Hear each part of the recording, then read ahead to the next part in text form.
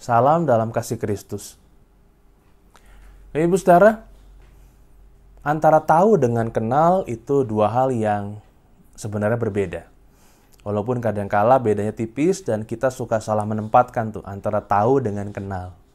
Ya, kalau tahu itu berarti kita mungkin mengetahui sesuatu, seluk-beluk tentang seseorang, tetapi kita nggak kenal, kita nggak pernah ada obrolan gitu ya, nggak pernah ketemu, nggak pernah ada komunikasi dalam bentuk tertentu misalnya, tapi kita hanya tahu saja.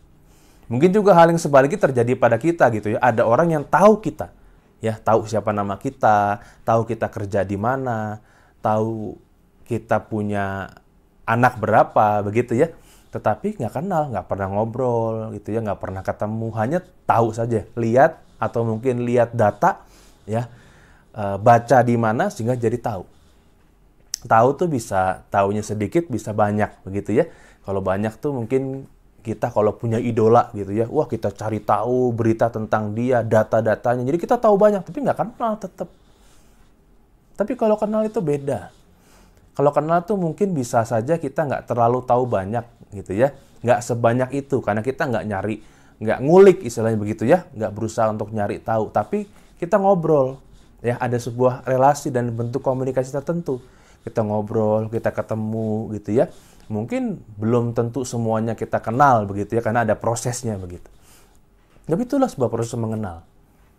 Ya, kalau singkatnya begini. Kalau tahu itu belum tentu kenal.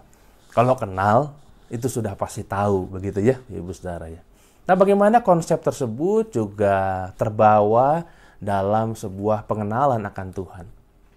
Kita sekarang ini dalam taraf tahu atau kenal sama Tuhan.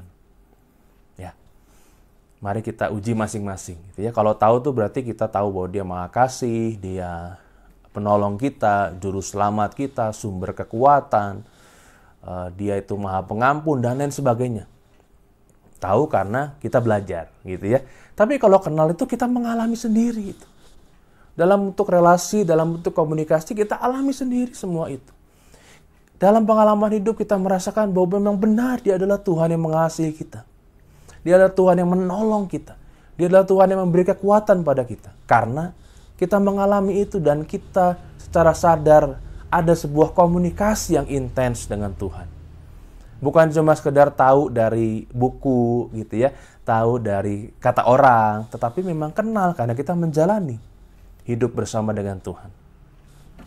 Firman Tuhan dalam 1 Korintus pasal 8 ayat yang ketiga mengatakan demikian. Tetapi orang yang mengasihi Allah, ia dikenal oleh Allah.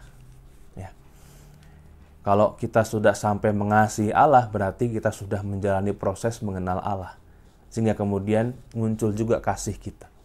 Ya, walaupun sebelum kita bisa mengenal Allah, kita dikenal dulu oleh Dia. Ya, itu aksesnya dibuka di situ. Allah membuka diri, baru kita bisa mengenal Dia. Tapi kalau Dia kenal betul siapa kita. Dia kenal betul apakah kita ini mengasihi Dia atau tidak, Ibu Saudara. Itulah sebabnya kita harus dengan sungguh-sungguh berusaha untuk bukan cuma sekedar tahu ya. Jangan-jangan kita sekarang baru sekedar tahu nih, tapi kita nggak sadar. Kita pikir kita kenal.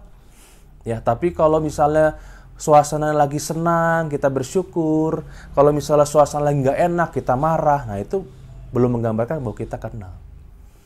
Kalau kita mengenal Dia, kita akan mengasihi Dia di segala waktu.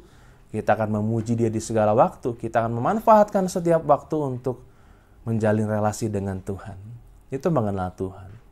Mari kita belajar untuk memastikan. Ya, jangan sampai berhenti di tahu saja. Ya, walaupun tahunya juga tahu banyak, tapi kurang. Kita harus mengenal Dia. Karena Dia begitu mengenal kita. Mari kita berdoa. Terima kasih ya Tuhan untuk segala sesuatu yang Engkau lakukan dalam kehidupan kami. Terima kasih karena Engkau juga sudah mengenal kami dengan begitu luar biasa.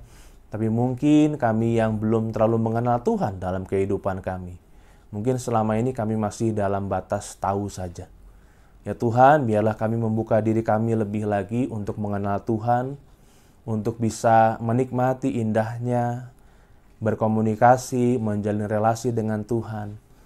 indahnya mengasihi Tuhan, indahnya memiliki Tuhan, dan mengalami Tuhan dalam segala sesuatu yang kami jalani. Terlebih khusus di tengah situasi saat ini. Terima kasih Bapa di surga, kami percaya Engkau menyertai dan memelihara kami senantiasa. Dalam Kristus kami berdoa. Amin.